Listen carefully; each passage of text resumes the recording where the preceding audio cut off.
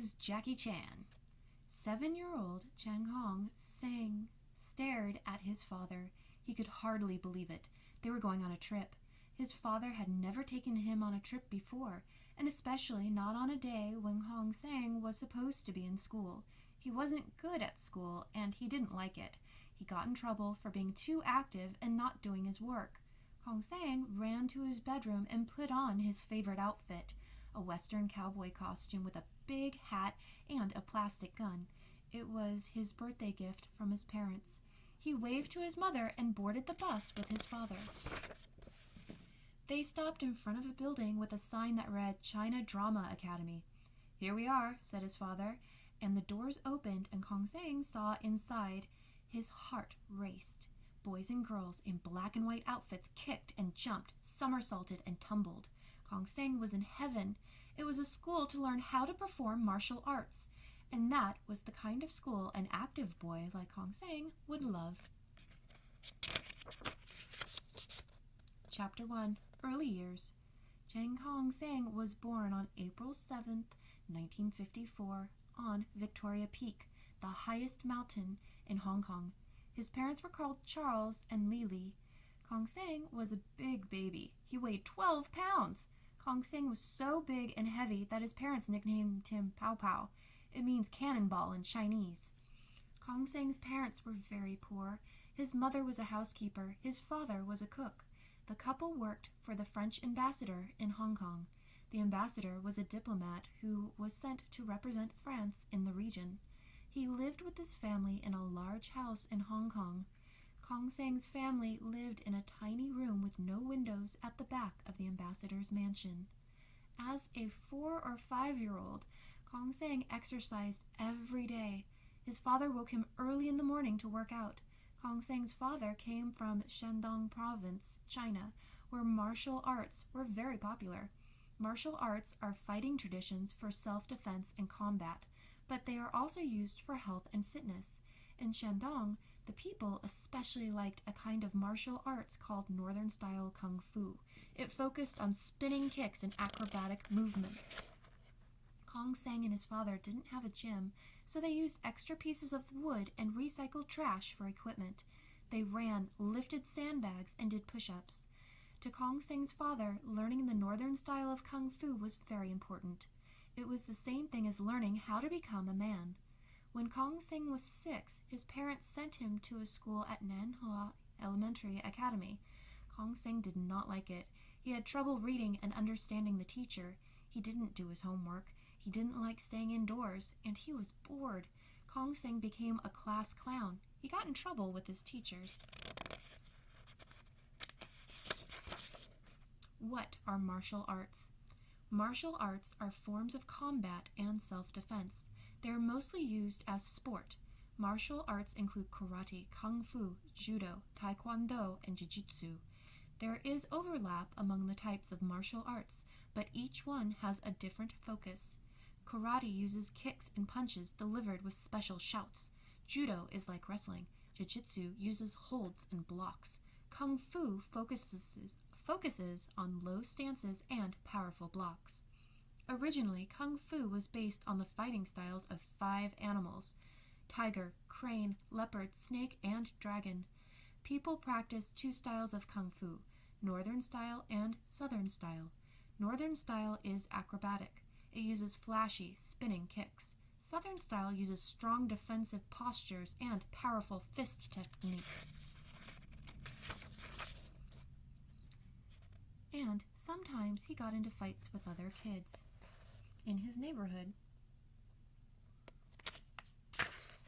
Just checking. When Hong Sang's parents learned their son would have to repeat his first year, they took him out of school. Around this same time, Hong Sang's father was offered a better job in Australia. He was going to be a cook at the U.S. Embassy there, but that would mean leaving his family and moving far away. 7-year-old Hong Sang seemed too wild for his mother to handle by herself at home. His parents wondered if the China Drama Academy in nearby Kowloon, Hong Kong, might be a good place for their son. The China Drama Academy was one of the Peking opera schools.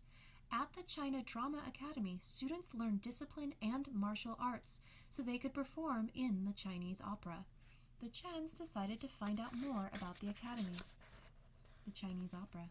The Chinese opera began over 1,000 years ago. Early performances were simple plays involving just 2 actors. Over time, more actors and more complex plots were introduced. In modern times, the Chinese opera combined gymnastics, acting, singing, and stage combat. Students who performed in the Chinese opera frequently lived together at their schools. They rehearsed, ate, and slept together. They usually lived at the school for 7 or 10 years. School leaders were very strict. They frequently punished students who made mistakes. Students performed for their communities to raise money for their schools. Students also studied traditional subjects like writing and history, but they spent most of their time perfecting the art of performance. Most of the students hoped to have movie careers as stuntmen and stuntwomen after they graduated. Chapter 2. The China Drama Academy. One day, Kong Seng's father told him they were taking a trip. They were going to Kowloon. Kong Seng was very excited. He put on his favorite cowboy costume. When they got to the China Drama Academy, Kong Seng had no idea where they were, but as soon as the door opened, he became very curious about what he found there. In a large open room, Kong Seng saw 20 boys and girls in black and white outfits. They performed martial arts routines. They staged pretend battles with swords and sticks. They practiced somersaults. Kong Seng was thrilled. His father spoke with Master Yu Jim-yin, who was in charge of the school, while Kong Seng joined the other children. Together they kicked, swung weapons, and practiced stances. Most of the students were kind to Kong Seng, teaching him small things and laughing with him when he made a mistake. But one older student had a warning for him. "Listen, cowboy, you may think this is all fun and games, but this is what we eat, drink, and dream. This is our lives." Despite such serious words, Kong Seng loved his visit to the academy. The Chans returned to the academy 2 more times. After each visit, Kong Seng's parents asked their son if he liked this new school. He did. Then one day they packed a suitcase for Kong Seng. It was time for his father to leave for Australia, and he would be away for a long time. Kong Seng's mother would continue to work at the ambassador's house in Victoria Peak, and Kong Seng would live at the China Drama Academy. Kong Seng was happy. He thought that meant he wouldn't have to go to school or do chores. The only question was how long he wanted to stay at the academy. Kong Seng told his parents he wanted to stay forever. His parents signed a contract for 10 years. Kong Seng was only 7 years old. He would live at the academy until he was a teenager. Kong Seng quickly learned that life at the academy was not what it seemed. There was a strict order there. Master Yu was at the top. Yun Lung, the student who warned Kong Seng on his first visit, was next. He was the oldest student and was called Big Brother. Kong Seng had to call everyone older than himself Big Brother or Big Sister. The older students were not always nice to the younger ones. Yun Lung gave Kong Seng a mean nickname. He called him Big Nose. Life at the academy was hard. The students only got 5 hours of sleep each night. Kong Seng slept on the floor under a moth-eaten blanket. The students got up at 5 a.m. They trained for more than 16 hours each day, 7 days a week. They ran, marched, and learned flips, somersaults, and martial arts. "We would never take off the shoes," he later remembered. "You don't have time." Students practiced punching and kicking thousands of times each day. After a small lunch of rice, vegetables, and fried fish, the students did splits and handstands for hours. Once practice was finished, they cleaned the kitchen or courtyard or took singing lessons. Sometimes the students learned face painting, how to use props, and how to wear opera costumes. Then it was time for the part Kong Seng was not so happy about, schoolwork. Students read, wrote, and studied Chinese history for a couple of hours after dinner each day. It was a hard life. If a student misbehaved, Master Yu hit him with a stick. Kong Seng only saw his mother once a week.